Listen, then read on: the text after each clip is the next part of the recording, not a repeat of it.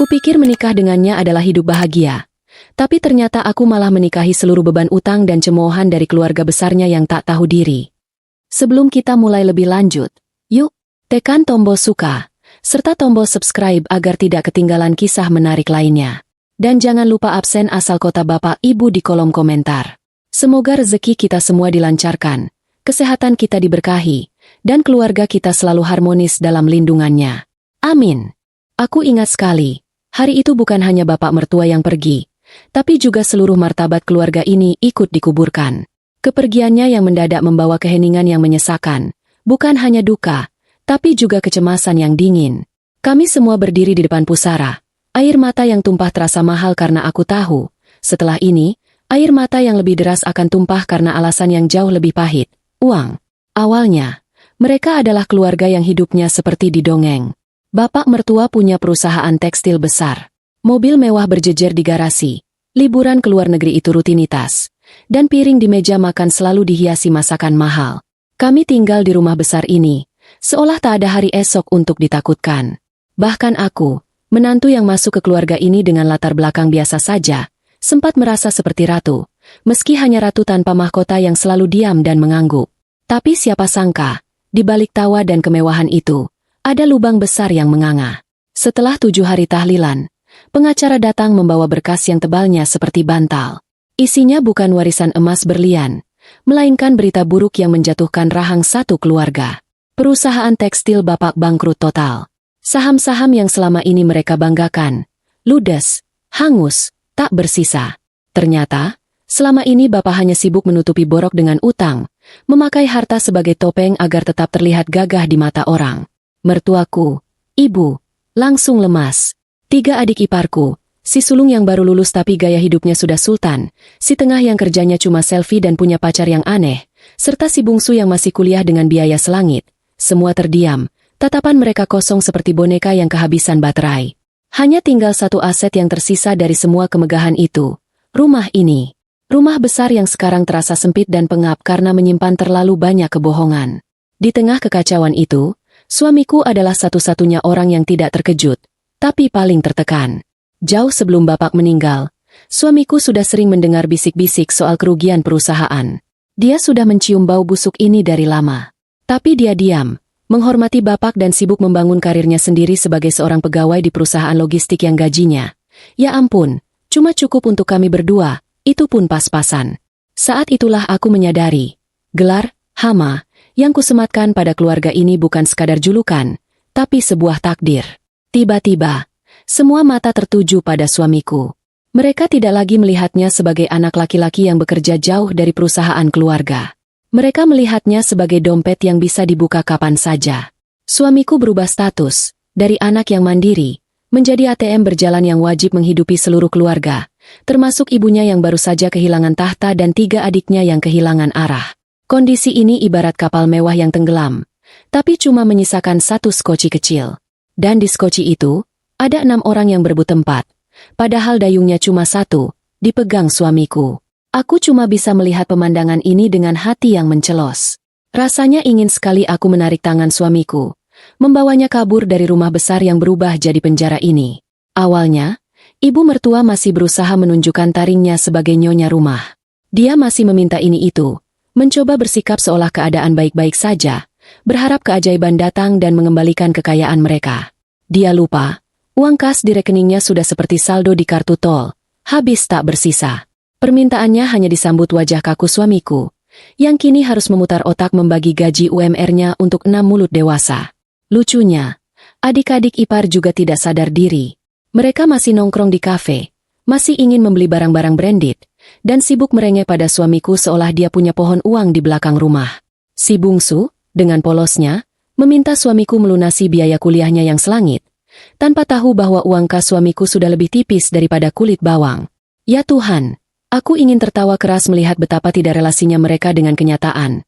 Tapi suasana rumah terlalu suram untuk sekadar tersenyum. Malam-malam setelah bapak meninggal, rumah ini dipenuhi suara cekcok pelan. Suamiku dan ibu mertua berdebat soal biaya. Suamiku berusaha keras menjelaskan bahwa gaji kecilnya tak akan cukup untuk membiayai gaya hidup mewah yang sudah menjadi tradisi di rumah ini. Ibu mertua menangis, mengatakan suamiku tidak berbakti, tidak seperti bapaknya yang dulu bisa memberinya segalanya. Aku hanya bisa mendengarkan dari kamar, menahan diri untuk tidak ikut campur. Aku tahu, ini baru permulaan dari neraka kecil kami. Hari-hari berikutnya, keadaan semakin jelas. Piring-piring mahal mulai diganti piring biasa. Makanan mewah diganti tempe dan sayur. Bukan perubahan yang menyakitkan bagiku yang memang sudah terbiasa hidup sederhana, tapi bagi mereka, ini adalah penghinaan kosmis. Di mataku, suamiku saat itu adalah pahlawan yang sayangnya memakai baju zirah dari kertas. Dia kuat, dia setia, dia pekerja keras, tapi bebannya terlalu berat. Dia harus menanggung bukan hanya duka, tapi juga harapan dan kebutuhan orang-orang yang selama ini tidak pernah menghargainya, dan celakanya, tidak menghargai aku juga. Aku hanya bisa memeluknya erat setiap malam, tahu bahwa di luar sana, ia harus kembali menjadi benteng yang siap menerima serbuan dari keluarganya sendiri. Babak pertama telah usai, dan yang kurasakan adalah dingin yang menusuk tulang, dinginnya kebangkrutan yang mematikan kehangatan keluarga. Setelah semua drama air mata dan berkas bangkrut itu, hidup di rumah ini berubah menjadi simulasi bertahan hidup yang mengerikan. Rumah besar kami yang tadinya selalu ramai dengan gelak tawa pamer kekayaan, kini diselimuti aura tegang, seolah kami sedang menunggu gempa susulan. Aku dan suamiku menjadi pusat gravitasi baru. Bukan karena kami kaya, justru karena kami satu-satunya yang masih punya penghasilan. Suamiku, yang gajinya dulunya cuma uang jajan di mata bapak mertua, kini resmi naik tahta jadi pundak utama keluarga. Bayangkan, gajinya sebagai manajer level menengah di perusahaan logistik, yang kalau dihitung-hitung hanya cukup untuk mencicil motor, tiba-tiba harus menanggung biaya hidup 5 orang dewasa yang tidak tahu cara berhemat. Ini seperti menyuruh seekor semut menarik gerobak gajah. Hal yang paling membuatku jengkel adalah bagaimana mereka dengan cepat beradaptasi menjadi parasit. Mereka tidak pernah mempertanyakan, bagaimana kami bisa membantu. Yang ada di kepala mereka hanyalah, bagaimana ini akan kami nikmati. Mertuaku, ibu, masih saja mengomel soal makanan yang tidak seenak dulu. Adik ipar sulung masih sibuk mencari tas tiruan yang kualitasnya mirip asli agar tetap terlihat berkelas di sosial media. Sementara si tengah dan si bungsu, mereka seperti dua lintah yang siap menghisap setiap tetes keringat suamiku. Aku masih ingat momen ketika suamiku duduk di ruang tengah, menyusun anggaran bulanan. Dia membawa buku tabungan, kalkulator, dan lembar gaji yang dicetak. Wajahnya serius sekali. Keningnya berkerut sampai aku khawatir kerutan itu akan permanen. Di sekelilingnya, mertua, 3 adik ipar, dan aku ikut duduk, menyaksikan ritual pembedahan dompet suamiku. Saat suamiku mengumumkan angka total gajinya, keheningan di ruangan itu langsung dipecah tawa sinis adik ipar sulung. Hah? Cuma segitu, Bang? Kalau dulu papa dapat segitu dalam waktu 1 jam. Tahu? Mana cukup untuk bayar tagihan kartu kreditku yang baru 2 minggu ini. Ucapnya enteng, seolah uang 50 juta adalah recehan yang jatuh di trotoar. Aku hampir menyemburkan kopi ke wajahnya saat itu juga. Tapi suamiku menahanku dengan tatapan mata.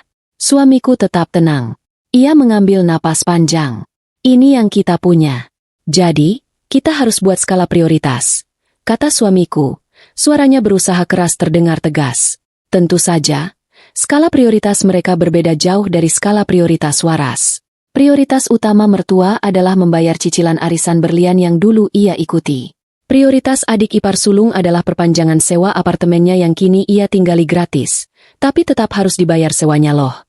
Dan prioritas si bungsu, sudah pasti, adalah uang kuliah. Momen humor singkat terjadi saat suamiku mencoba mengajarkan konsep hemat. Dia bilang, mulai sekarang, kita pakai listrik seperlunya. AC di kamar cuma boleh dinyalakan jam tidur. Seketika, adik ipar tengah yang bernama Maya, langsung protes dengan dramatis. Ah, mana bisa? Nanti filter fotoku jadi jelek karena keringat. Kamu mau followersku lari semua, Bang? Aku ingin sekali bilang, Mei, sekarang kamu bukan ratu endorse lagi, kamu beban keluarga. Tapi lagi-lagi, aku menahan diri, sambil senyum kecut. Melihat wajah suamiku yang hanya bisa menghela napas, aku tahu dia juga ingin tertawa pahit. Humor kecil ini cuma jadi jeda pendek sebelum beban berat itu kembali menghimpit. Sejak saat itu, suamiku berubah total. Pulang kerja, dia tidak lagi minta dipijit atau diajak bicara santai. Dia langsung duduk di depan laptop, mencari pekerjaan tambahan, Atau sekadar memilah tagihan mana yang harus dibayar duluan dan mana yang bisa ditunda sampai bulan depan. Waktu tidurnya berkurang drastis. Matanya selalu merah, dan senyumnya semakin tipis. Aku melihat dengan jelas bagaimana beban 5 orang itu benar-benar menghancurkan jiwanya pelan-pelan. Uang menjadi momok paling menakutkan di rumah ini, dan aku mulai sering bertengkar kecil dengan suamiku. Bukan karena kami tidak cinta, tapi karena kami sama-sama stres. Aku sering bertanya, sampai kapan kita begini? Kamu harus tegas. BI, kamu bukan bank. Suamiku akan menjawab dengan nada lelah yang membuatku langsung menyesal. Mereka keluargaku. Sayang, ibu adalah ibuku. Aku harus bertanggung jawab. Aku tidak bisa membiarkan mereka di jalanan. Di satu sisi, aku kagum dengan kesetiaan suamiku yang luar biasa. Dia benar-benar seorang benteng yang melindungi keluarganya, termasuk aku. Dia tahu, dia satu-satunya yang bisa mereka andalkan. Tapi di sisi lain, aku merasa kami berdua, sedang dihisap kering oleh orang-orang yang tidak tahu terima kasih. Ketidakmampuan adik ipar beradaptasi adalah sebuah pemandangan yang menyedihkan sekaligus menyebalkan. Mereka menolak keras ide mencari pekerjaan. Aku kan lulusan desain mode. Bang, mana mungkin aku kerja jadi pelayan kafe? Itu menurunkan martabat keluarga. Kilas si sulung suatu pagi. Aku sedang fokus membangun karir influencerku. Bang, butuh modal besar dan waktu. Pokoknya, uang kuliahku jangan sampai terlambat, nanti skorsing. Ancam si bungsu dengan wajah tanpa dosa. Mendengar itu, darahku mendidih. Hei, martabat apa yang kalian pertahankan? Martabat yang sudah dibakar habis oleh ayah kalian sendiri? Hanya suamiku yang punya martabat sejati, karena dia yang bekerja keras. Aku memandang mertua, berharap dia akan menegur anak-anaknya. Tapi mertua hanya diam, menghela napas, seolah setuju dengan ucapan anak-anaknya. Dia lebih memilih mengasihani diri sendiri daripada mendidik anak-anaknya. Dan tahukah kamu bagian yang paling ironis?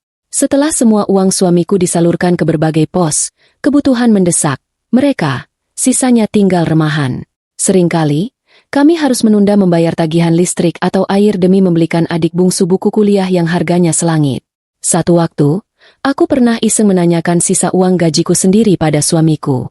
Aku ingin membelikan suamiku baju baru, karena baju kerjanya sudah mulai lusuh. BI, sisa gajiku minggu ini mana? Aku mau beli kemeja baru buat kamu. Suamiku menunduk. Dia menggaruk tengkuknya yang tidak gatal. Maaf, sayang, uangmu kepakai semua. Tadi pagi, adik bungsu butuh uang cepat untuk bayar denda ujian. Aku pinjam dulu ya. Jantungku terasa seperti dijatuhkan dari lantai 10. Bukan soal uangnya, tapi soal pengambil alihan hakku tanpa izin. Gaji yang susah payah ku cari dari usaha kecil-kecilan onlineku pun ikut dihisap, seolah semua sumber daya di rumah ini wajib menjadi milik mereka, para lintah darat berkedok keluarga.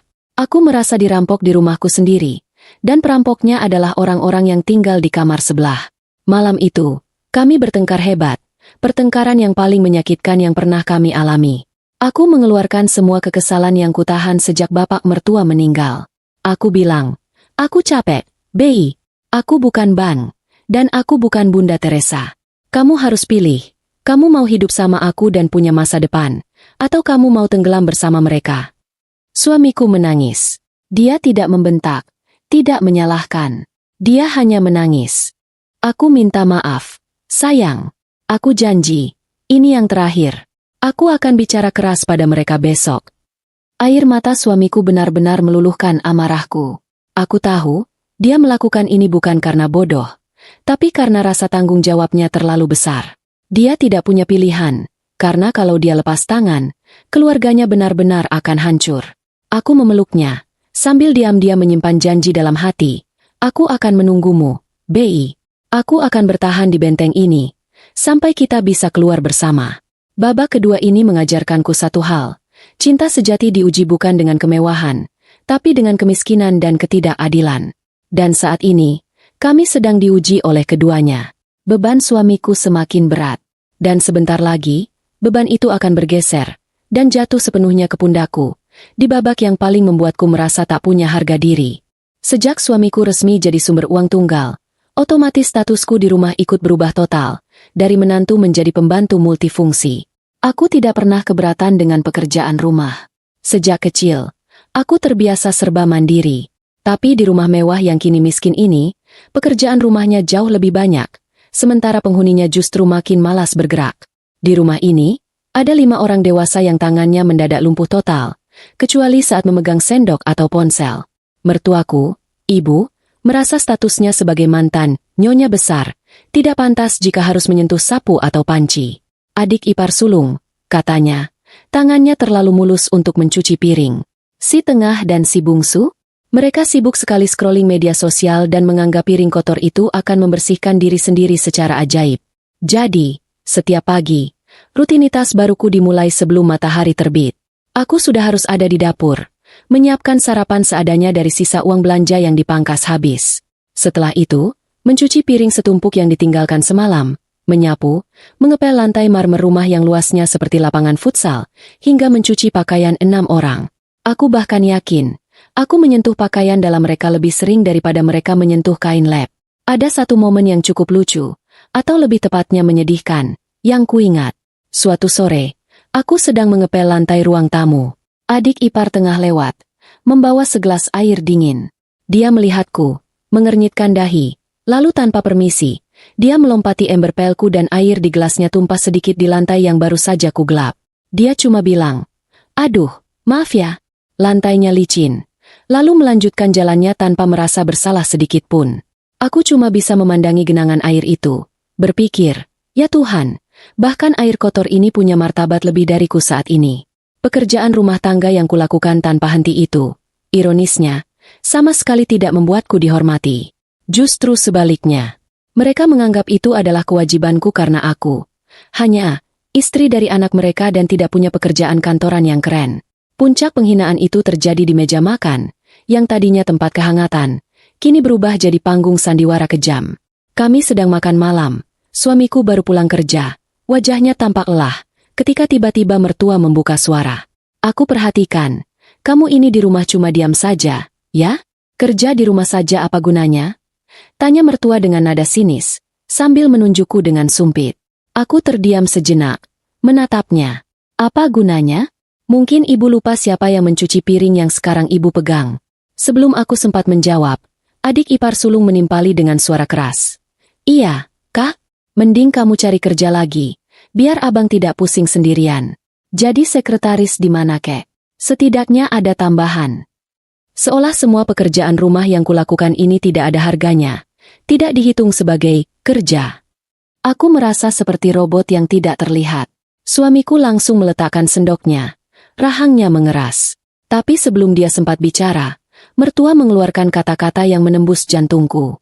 Atau jangan-jangan, kamu tidak mau kerja karena sibuk mengurus hal lain? Padahal, anak saja tidak punya, ujar mertua pelan, tapi menusuk, menyeratkan isu kemandulanku. Seketika, suasana hening, udara terasa dingin dan menusuk. Isu anak memang selalu menjadi titik lemahku. Sudah bertahun-tahun kami menikah. Aku belum diberi rezeki keturunan. Selama ini, mereka hanya menyindir pelan, tapi kali ini, mereka menggunakannya sebagai senjata tumpul untuk menghancurkanku. Air mataku langsung menumpuk di pelupuk mata. Dia sibuk membersihkan kekacauan kalian. Bu, jangan keterlaluan. Itu suara suamiku. Suaranya penuh amarah, bergetar hebat. Dia langsung berdiri, membanting kursi sedikit ke belakang.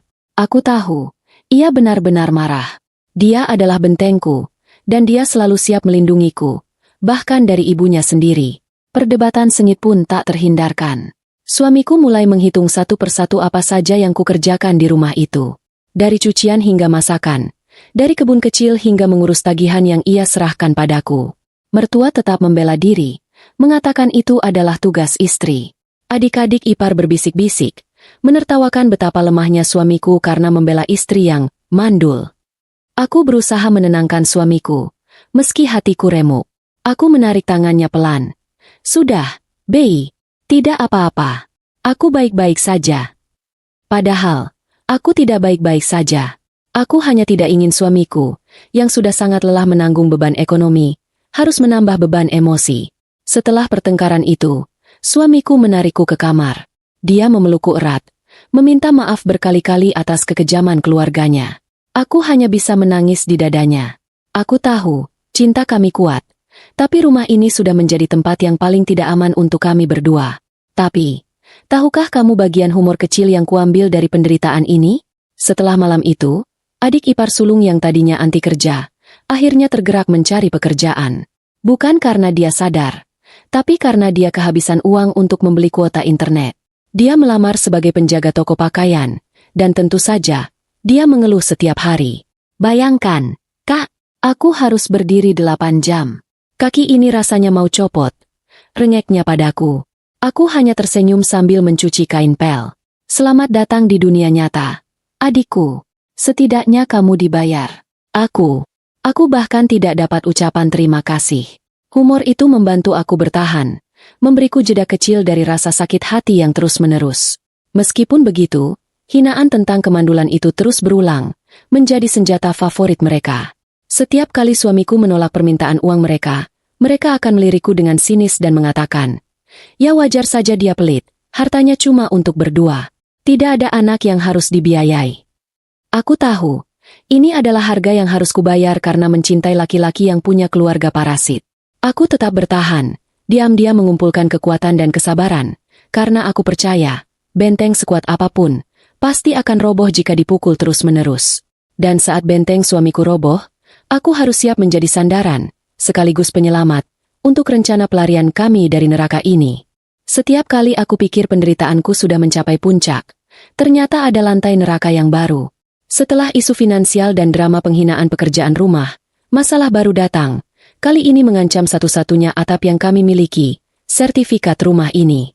Ancaman ini dibawa oleh si bungsu, anak paling manja yang otaknya dipenuhi teori, bukan logika. Adik ipar bungsu, sebut saja Rian, adalah spesialis dalam menciptakan drama utang yang tidak masuk akal. Dia kuliah di jurusan mahal, dengan biaya semesteran yang bisa dipakai untuk membeli motor bekas. Selama ini, biaya itu selalu ditanggung perusahaan bapak mertua. Setelah perusahaan bangkrut, beban itu jelas jatuh ke pundak suamiku, yang harus memangkas pengeluarannya sampai ke tulang. Awalnya, suamiku masih bisa menutup utang kuliah Rian dengan mencicil, sambil mengorbankan tabungan darurat kami. Aku sudah mengingatkan suamiku berkali-kali. "Bei, bilang ke Rian, pindah saja ke kampus negeri yang biayanya lebih murah. Realistis sedikit." Tapi suamiku selalu menjawab, "Sebentar lagi dia lulus, sayang. Tanggung. Biar dia cepat dapat kerja dan bisa ganti semua uang kita." Tentu saja, janji adalah tinggal janji. Rian tidak menunjukkan tanda-tanda kesadaran. Sampai suatu pagi, wajah mertuaku, ibu, pucat pasi seperti mayat kedinginan. Ia memanggil kami berdua ke ruang tengah. Tangannya gemetar memegang sebuah amplop coklat tebal. "Sertifikat rumah kita hilang," bisik ibu, nyaris tanpa suara. Seluruh badanku langsung dingin. Itu adalah kalimat terburuk yang pernah kudengar di rumah ini. Sertifikat itu bukan sekadar kertas. Itu adalah jaminan terakhir kami untuk tidak tidur di jalanan. Suamiku langsung melompat dari kursi. "Hilang bagaimana, Bu? Ibu taruh di mana?" tanyanya. Suaranya sudah dipenuhi kepanikan yang murni. Mertua menangis terseduh-seduh, akhirnya mengakui dosa terbesarnya. Ternyata, biaya kuliah Rian tidak hanya menunggak, tapi sudah menjeratnya dengan utang besar ke pihak bank. Rian, tanpa sepengetahuan siapapun, atau setidaknya, begitu pengakuan mertua, telah membujuk mertua untuk menggunakan sertifikat rumah sebagai agunan pinjaman bank. Aku panik. "Bei, Rian bilang dia akan dikeluarkan dari kampus. Dia bilang dia akan malu. Jadi, aku tanda tangan saja," rintih mertua, sambil menyeka air mata buaya yang entah tulus atau hanya drama belaka. Jelas sekali, Rian yang mengatur semua ini, tapi mertua adalah yang paling bodoh karena mau menuruti. Rian sudah menggadaikan rumah yang kami tinggali, demi gelar sarjana yang belum jelas juntrungannya. Ini bukan hanya pengkhianatan, ini adalah tindakan bunuh diri massal. Melihat wajah suamiku saat itu, aku bisa merasakan hatinya pecah berkeping-keping. Dia tidak berteriak, tidak marah meledak-ledak. Dia hanya berdiri tegak, memejamkan mata, dan menghela napas yang terdengar seperti deru angin topan. Aku tahu, batas kesabarannya sudah hampir habis. Ia sudah berkorban sekeras ini, hanya untuk melihat satu-satunya harapan kami dirusak oleh adiknya sendiri. Suamiku langsung mencari Rian. Adegan selanjutnya terjadi di kamar Rian, yang masih sibuk main game di ponselnya seolah tidak terjadi apa-apa. Pertengkaran itu meletus, Bukan lagi bisikan, tapi ledakan amarah suamiku yang selama ini ia tahan. Kamu gila, Rian. Itu rumah satu-satunya yang kita punya. Kamu gadai demi apa? Demi ijazah yang belum tentu bisa kamu pakai untuk bayar utang. Suamiku berteriak, suaranya parau. Rian, si bungsu yang licik, malah membela diri. Aku tidak punya pilihan, Bang. Kalau aku didu, siapa yang akan mengangkat martabat keluarga ini nanti? Lagi pula, kan bisa abang yang bayar cicilannya. Abang kan bekerja. Tenggorokanku tercekat. Kalimat itu benar-benar mengkonfirmasi bahwa mereka semua menganggap suamiku sebagai aset dan bukan manusia. Aku masuk ke kamar itu, berdiri di samping suamiku, menatap Rian dengan tatapan yang paling membeku yang pernah kumiliki. Bayar utang kamu sendiri, Rian. Suamiku bukan bank, dan dia bukan papa kamu yang kaya raya. Kamu sudah dewasa, bertingkah seperti orang dewasa. Kataku, suaraku rendah dan tajam. Ini adalah kali pertama aku berani angkat suara sekeras itu di depan adik ipar. Rian terkejut, tapi tak gentar. Dia malah membalas dengan senyum menghina. Oh, lihat siapa yang bicara. Coba kalau kamu kasih abang anak, pasti abang tidak akan sefokus ini pada uang. Uang kan bisa dicari, beda sama anak. Aku terdiam. Serangan itu lagi. Senjata kemandulan itu selalu efektif melumpuhkanku. Suamiku langsung mendorongku ke belakangnya, menjadi bentengku lagi. Dia menatap adiknya penuh jijik. Jangan pernah bicara seperti itu lagi padanya. Rian, urusanmu dengan aku. Dan dengar baik-baik, sertifikat itu akan kutebus. Tapi setelah itu, kamu harus keluar dari rumah ini. Ancaman pengusiran itu sungguh serius. Rian terdiam. Mertua, yang berdiri di ambang pintu, langsung menangis histeris, memeluk Rian. Drama itu sungguh membuatku muak. Malam itu, suamiku tidak tidur. Dia menghabiskan waktu di teras belakang, merokok tanpa henti, menghitung sisa tabungannya, dan mencoba mencari cara untuk melunasi utang ribuan kali lipat dari gajinya, agar rumah itu tidak disita bank. Aku duduk di sampingnya, memegang bahunya. Kita pasti bisa, Bei.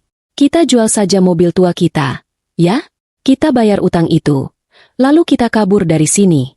Suamiku menoleh padaku, matanya lelah, tapi penuh cinta. Aku tidak mau menjual satu-satunya peninggalan bapak yang bukan berupa utang. Aku akan cari cara lain.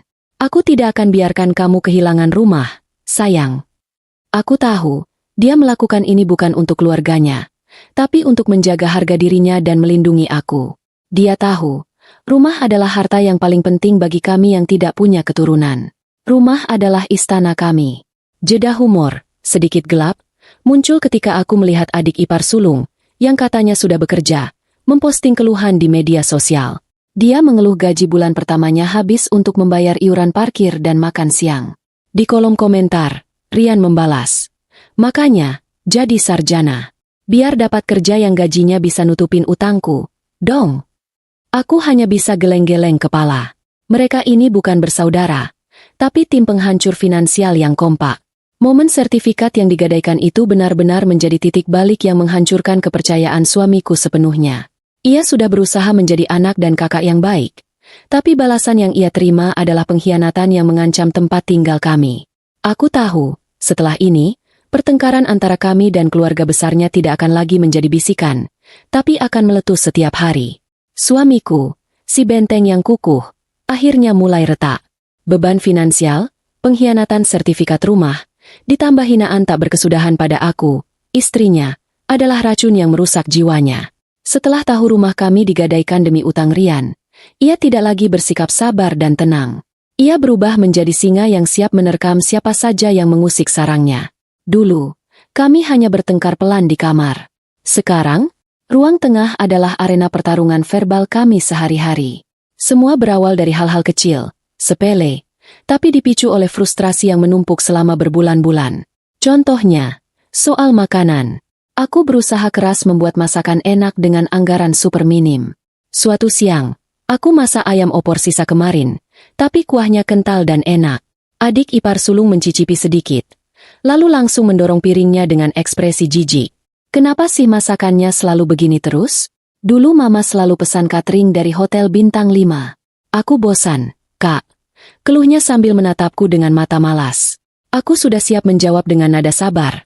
Tapi suamiku, yang baru saja pulang untuk makan siang kilat, sudah lebih dulu menyambar. Dia masak pakai uang dari gajiku. Kalau kamu mau makanan hotel, sana cari uang sendiri, jangan cuma protes. Suara suamiku keras, menusuk. Mertua yang sedang minum langsung tersedak. Adik ipar sulung terkejut, karena biasanya suamiku akan bersikap lebih diplomatis. Loh, Bang, kok jadi emosi? Aku kan cuma bilang bosan.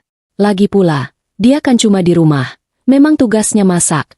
Kali ini, suamiku tidak main-main. Dia berdiri, menatap adiknya tepat di mata. Dia bekerja lebih keras dari kamu yang cuma tidur dan main ponsel. Dia masak, dia cuci, dia urus rumah, dan dia tidak pernah mengeluh. Sementara kamu hanya tahu meminta, dan menghina orang yang sudah memberimu makan. Mertua langsung ikut campur, tentu saja membela anaknya. Jaga bicaramu, Bi, dia adikmu. Kenapa kamu jadi kasar begini hanya demi istrimu yang? Jangan sebut soal istriku, Bu. Potong suamiku cepat, menunjuk mertua. Aku bekerja keras sampai kurang tidur agar ibu dan adik-adik bisa makan. Tapi setiap kali aku pulang, yang kudengar hanya hinaan pada istriku. Aku tidak akan terima. Kalian sudah mengambil uangku. Jangan ambil ketenangan hatiku. Suasana rumah berubah mencekam. Aku hanya bisa berdiri mematung di samping suamiku.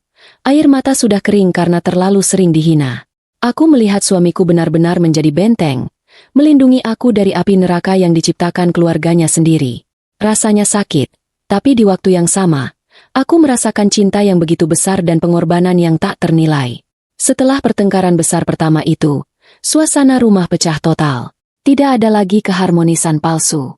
Mertua mulai menyindir suamiku terang-terangan, menyebutnya budak, istrinya. Adik-adik ipar juga menjauh, mencibir kami setiap kali kami lewat. Tapi suamiku tidak peduli. Ia sudah mencapai batasnya, dan ia memilih berdiri di sisiku. Pertengkaran menjadi agenda harian kami, sama rutinnya dengan minum kopi di pagi hari. Sore hari, suamiku pulang. 10 menit kemudian, pasti ada keributan. Kadang soal adik ipar tengah memakai pulsa darurat suamiku untuk menonton film online. Kadang soal adik ipar bungsu yang mencoba menyembunyikan surat tagihan bank dari suamiku. Aku sering merasa kasihan melihat suamiku. Pulang kerja sudah lelah, tapi di rumah ia harus bertarung lagi. Wajahnya yang dulunya cerah kini terlihat muram dan tua sebelum waktunya. Aku bisa melihat stres itu menggerogotinya dari dalam. Dia sering terbangun di malam hari, berkeringat dingin, dan hanya bisa tidur nyenyak setelah memelukku erat-erat. Pernah suatu malam, suamiku tiba-tiba tertawa keras di kamar mandi, tawa yang terdengar sangat aneh. Aku panik, langsung membuka pintu.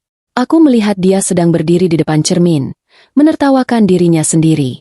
Aku baru sadar, sayang, katanya sambil terengah. Dulu, aku pikir hidup ini seperti sinetron. Ada bapak yang jahat, ada ibu yang baik. Ternyata, hidupku ini komedi gelap. Aku harus bayar utang orang yang menghinaku. Lucu sekali, ya.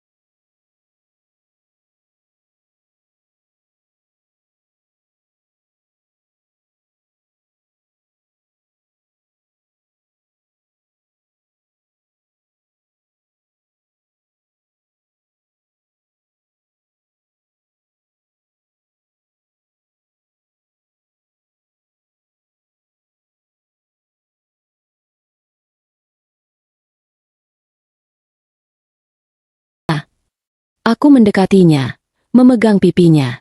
Aku tahu dia tidak tertawa. Dia sedang menangis dengan cara yang berbeda. Itu adalah momen humor pahit yang membuatku sadar betapa rapuhnya dia saat itu.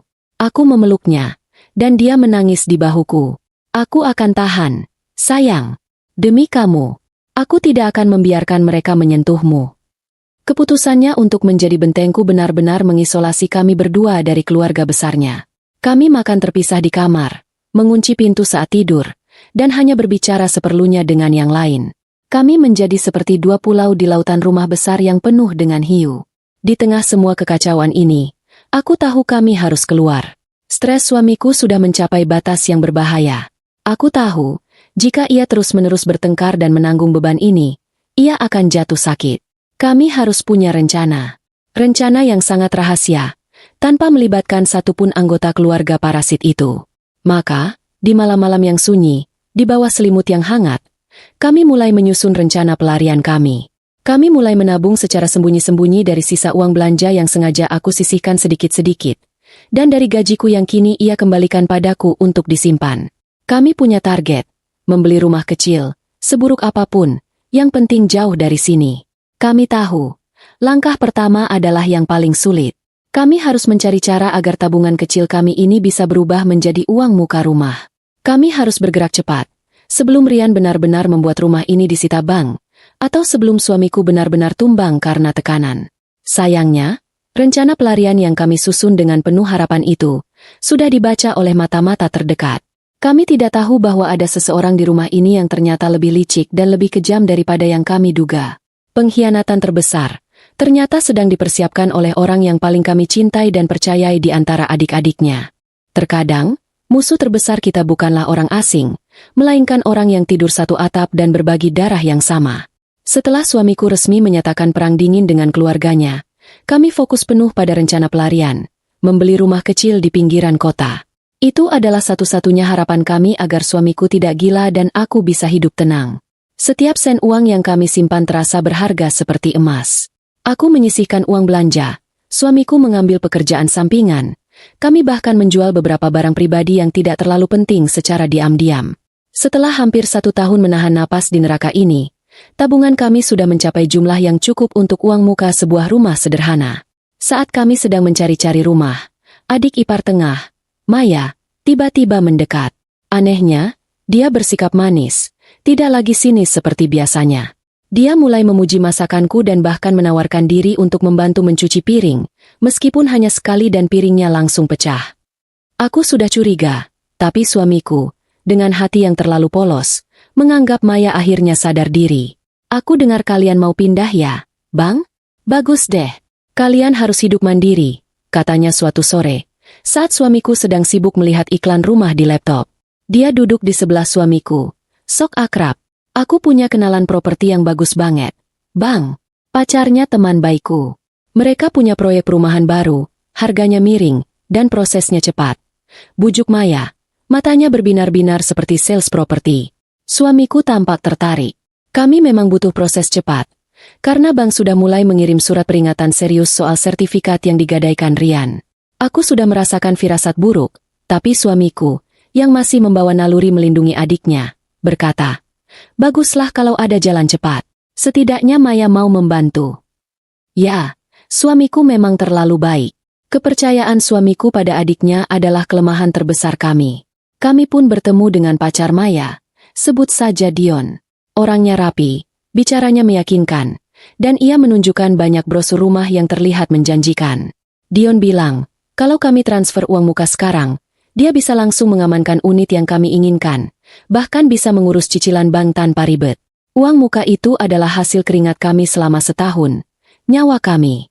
Suamiku sempat ragu, tapi Dion terus mendesak, didukung oleh anggukan antusias dari Maya.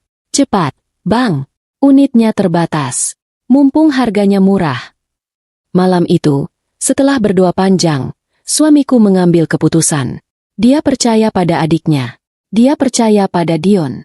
Kami pun mentransfer semua uang tabungan itu ke rekening yang diberikan Dion. Uang itu, yang seharusnya menjadi kunci kebebasan kami, lenyap dalam sekejap.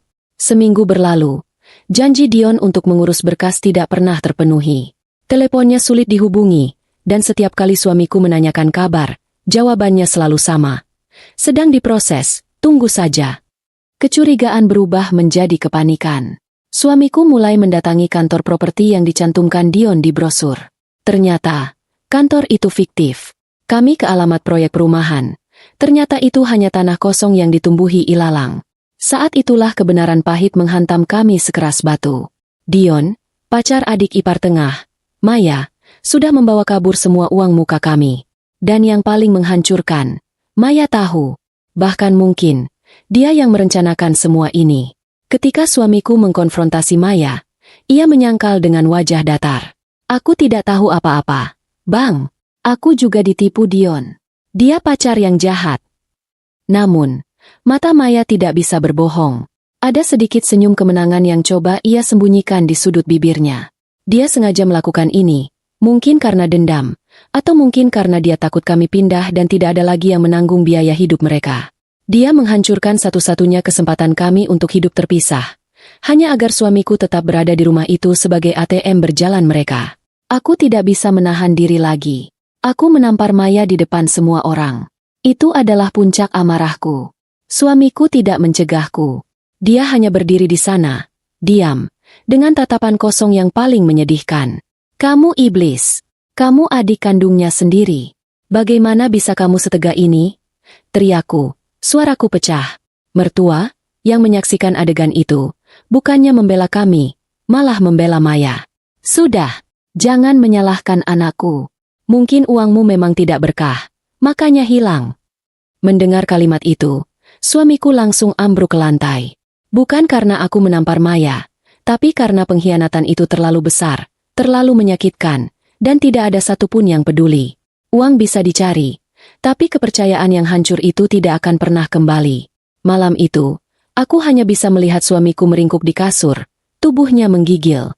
Dia tidak berbicara, tidak makan, hanya menatap langit-langit kamar dengan mata terbuka.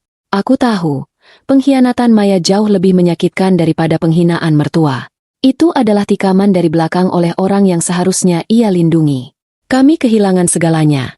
Uang, harapan, dan sisa-sisa kepercayaan pada keluarga suamiku. Aku memeluknya erat, merasakan betapa rapuhnya dia saat itu. Dia bukan lagi benteng. Dia adalah korban yang terluka parah. Kejadian ini membuatku sadar. Kami sudah tidak punya tempat lagi untuk bersembunyi. Babak selanjutnya bukan lagi soal bertengkar. Babak selanjutnya adalah soal bertahan hidup ketika sang benteng telah tumbang sepenuhnya. Setelah pukulan telak dari Maya, suamiku bukan hanya kehilangan uang, tapi juga semangat hidupnya. Pundak yang selama ini begitu kokoh menopang keluarga besar yang tak tahu diri itu, akhirnya ambruk. Stres yang ia tahan selama berbulan-bulan, setiap cacian yang ia bela, dan setiap uang yang ia relakan, kini menjelma menjadi penyakit fisik yang mengerikan. Suamiku jatuh sakit parah. Badannya panas tinggi, menggigil hebat, dan ia nyaris tidak mau makan. Ia hanya terbaring lemah di kasur, menatap langit-langit kamar dengan mata yang kosong. Aku tahu, yang sakit bukan hanya tubuhnya, tapi jiwanya sudah hancur lebur setelah dikhianati oleh adik kandungnya sendiri. Dia berhenti bicara, seolah energinya sudah habis untuk bertengkar dan berkorban. Melihat suamiku tak berdaya, seluruh beban di rumah ini langsung beralih padaku. Aku sekarang harus merangkap 3 peran. Perawat suami, pembantu rumah tangga, dan satu-satunya orang yang masih waras mencari jalan keluar.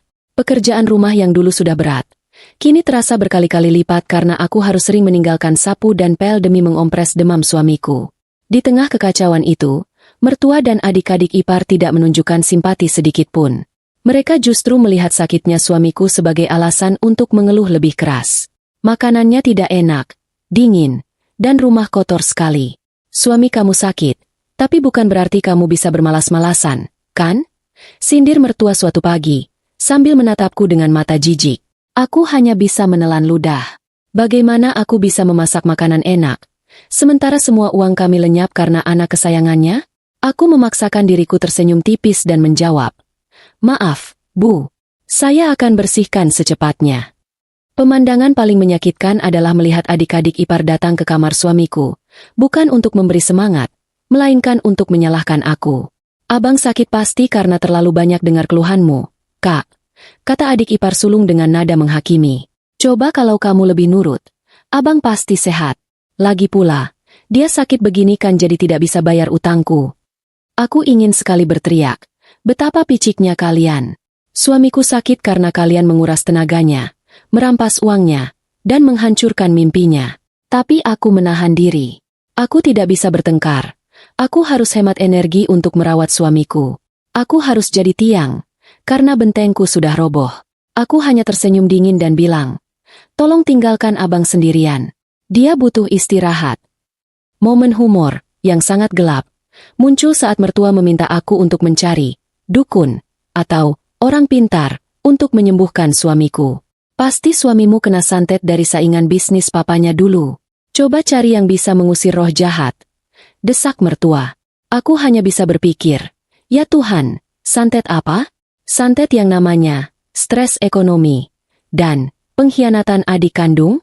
Aku hanya menjawab, suamiku hanya butuh istirahat dan obat dari dokter, Bu. Bukan dukun. Jawaban itu membuat mertua mendengus kesal, seolah aku sengaja menyembunyikan kesaktian suamiku. Selama berminggu-minggu, kamar kami menjadi dunia yang terisolasi. Aku merawat suamiku dengan segenap hati, memberinya obat, mengusap keringatnya, dan membisikkan janji bahwa kami akan keluar dari rumah ini, apapun yang terjadi.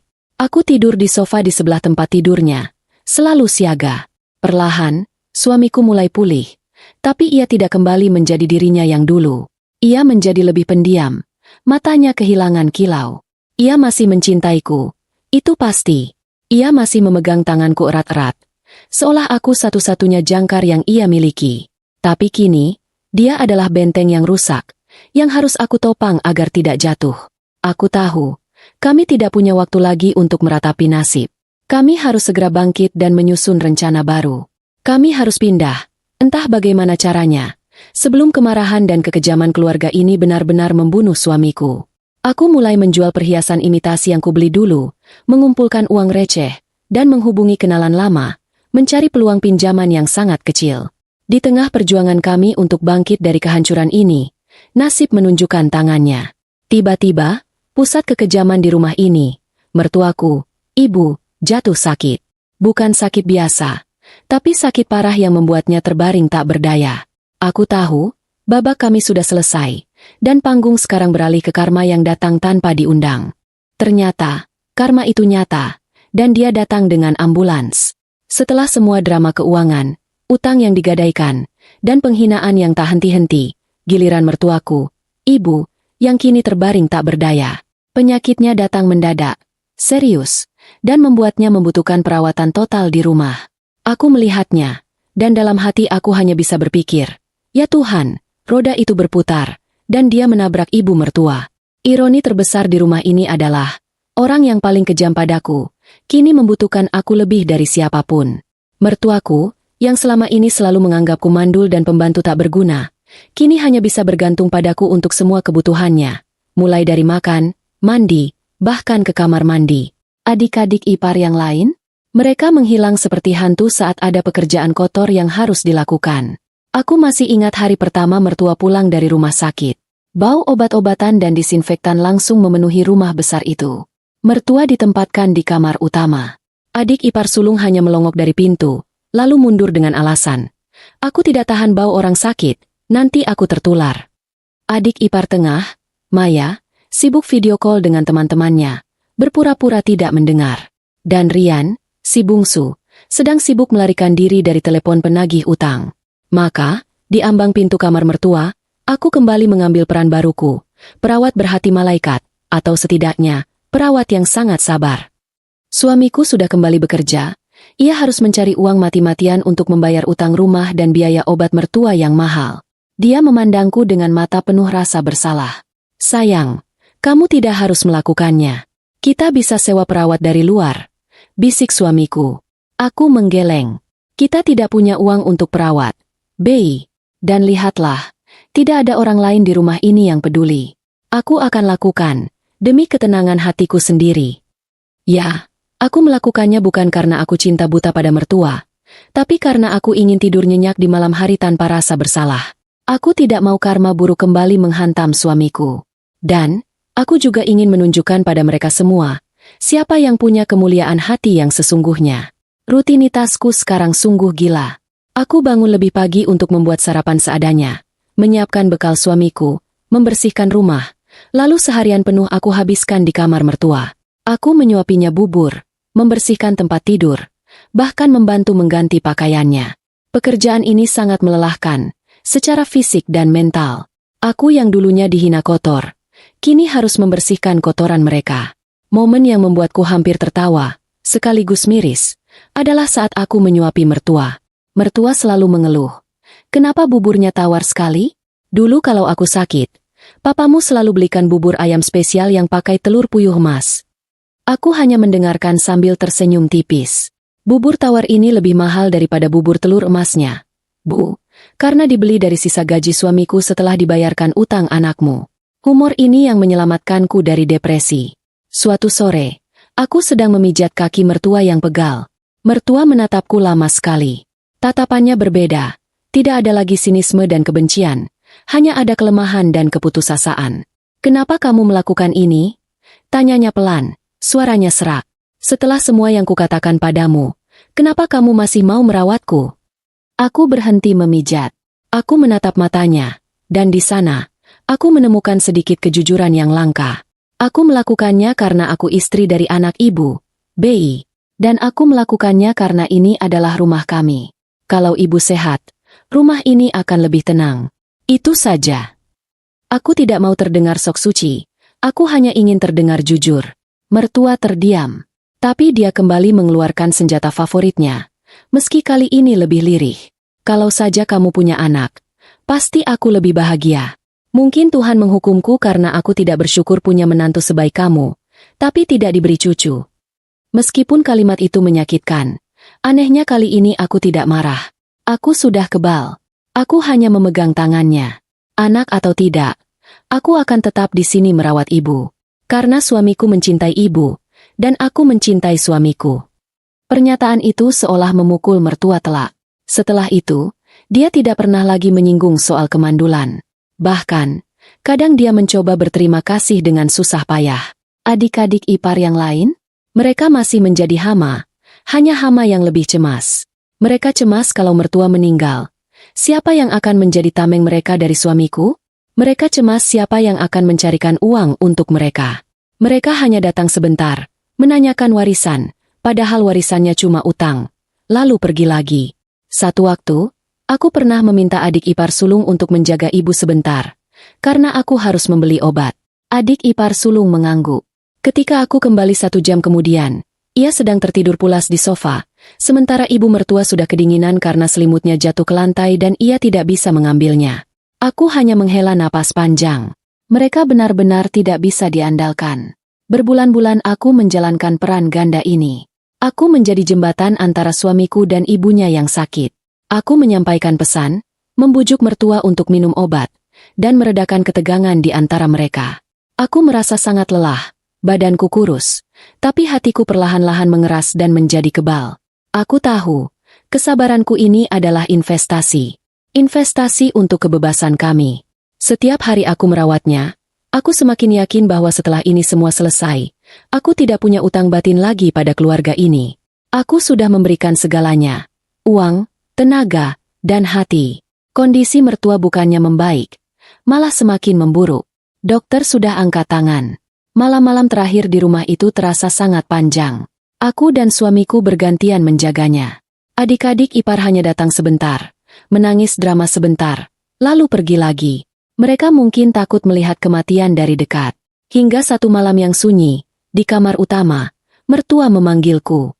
Hanya ada aku dan dia. Aku minta maaf, bisiknya. Suaranya nyaris hilang. Aku minta maaf atas semua yang kukatakan padamu. Kamu menantu yang baik. Sangat baik. Air mataku tumpah, bukan karena haru, tapi karena kelelahan emosi yang teramat sangat. Aku memegang tangannya yang dingin. Iya, Bu. Aku sudah memaafkan. Beberapa jam setelah permintaan maaf tulus, atau mungkin hanya penyesalan di detik terakhir, itu, mertuaku meninggal. Kepergiannya membawa keheningan yang berbeda dari kepergian suaminya dulu. Kali ini, keheningan itu terasa seperti napas lega yang panjang bagi kami berdua. Tidak ada lagi sindiran, tidak ada lagi tuntutan, tidak ada lagi beban moral untuk merawat. Malam itu, setelah semua urusan selesai, suamiku memelukku di kamar. Dia tidak menangis lagi. Dia hanya menatapku dengan mata yang damai. Untuk pertama kalinya setelah bertahun-tahun. Kita bebas, sayang. Kita bebas. Bisiknya. Kepergian mertua adalah akhir dari babak paling menyakitkan kami. Dan awal dari janji kebebasan kami yang sesungguhnya. Benteng yang runtuh itu akan kami tinggalkan. Dan kami akan membangun istana kami sendiri. Jauh dari cengkeraman keluarga parasit itu. Kematian mertua adalah sebuah gerbang. Gerbang menuju kebebasan yang selama ini kami dambakan. Gerbang yang membuat udara di rumah ini terasa 5 kali lebih segar. Setelah upacara pemakaman selesai, kami tidak lagi membuang waktu. Suamiku dan aku saling berpandangan, dan di mata kami, ada kesepakatan diam. Ini saatnya. Tentu saja, kepergian mertua tidak menghentikan drama adik-adik ipar. Mereka sibuk meratapi nasib, bukan karena kehilangan ibu, tapi karena kehilangan tameng dan sumber kenyamanan. Mereka langsung panik mencari tahu soal aset yang tersisa. Astaga, aku sudah bilang, asetnya cuma utang dan sertifikat gadai. Mereka mencoba membongkar laci mertua, mencari perhiasan, mencari polis asuransi. Mereka lupa, kalau ada aset, sudah pasti bapak mertua tidak akan bangkrut. Melihat kelakuan mereka, suamiku hanya bisa menggelengkan kepala. Kini tanpa amarah, hanya rasa lelah yang mendalam. Suamiku memanggil mereka bertiga ke ruang tamu. Kali ini dengan nada yang benar-benar dingin dan resmi. Dia menjelaskan semua yang perlu mereka ketahui, termasuk status rumah yang sedang di ujung tanduk karena ulah Rian. Aku sudah berusaha melunasi sebagian utang yang bisa kuselamatkan, demi ibu. Tapi aku sudah tidak sanggup lagi menanggung kalian semua. Kata suamiku, suaranya tenang, tegas, tanpa emosi. Aku dan istriku akan pindah. Kalian harus mulai hidup sendiri.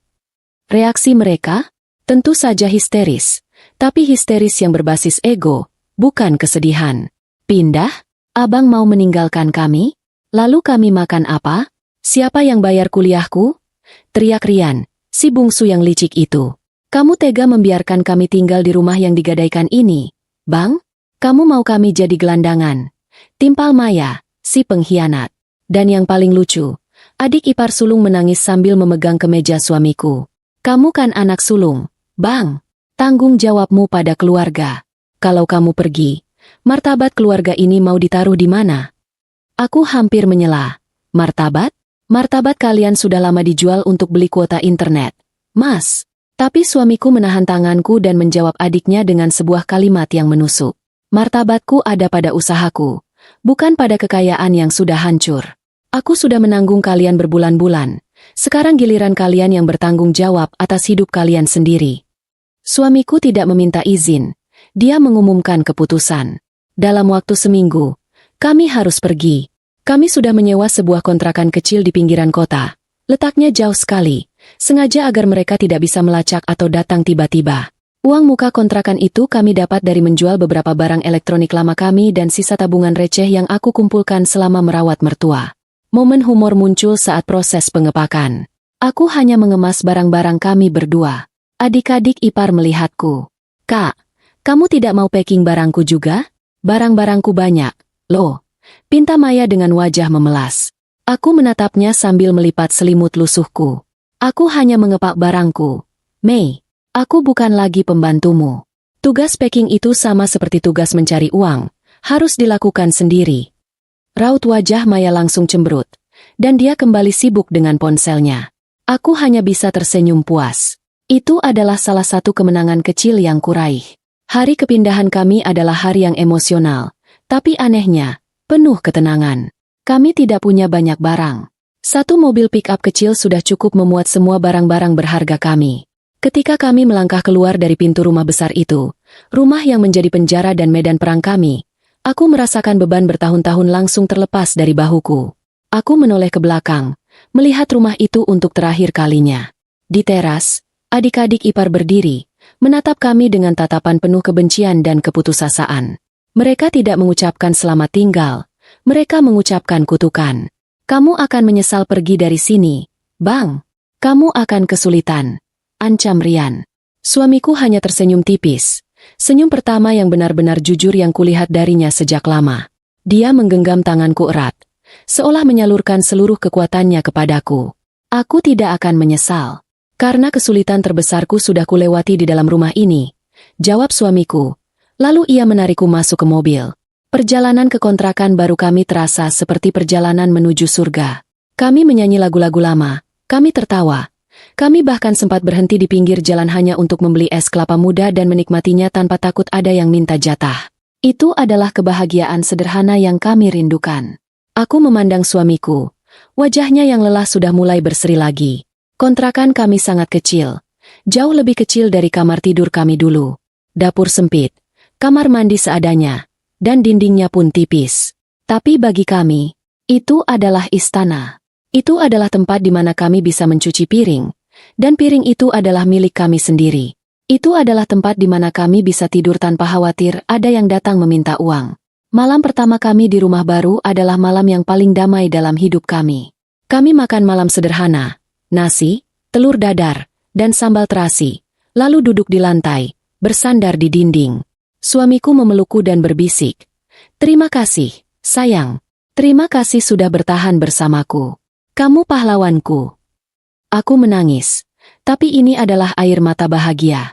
Kita sudah melewati badai, Bi. Sekarang, kita mulai dari nol. Benar-benar nol. Tentu, adik-adik ipar sempat mencoba menghubungi kami, beberapa minggu setelah kami pindah.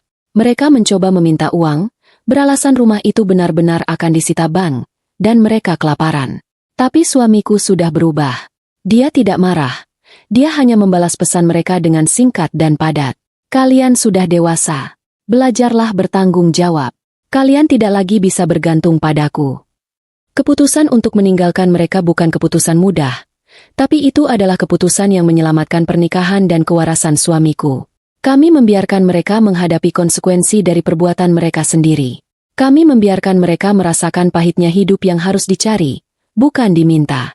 Kami membiarkan mereka menjadi mandiri, dengan cara yang paling menyakitkan. Babak baru kami dimulai dengan piring yang dicuci sendiri, kasur yang sempit, dan dompet yang tipis, tapi penuh dengan cinta, kedamaian, dan harapan yang tulus.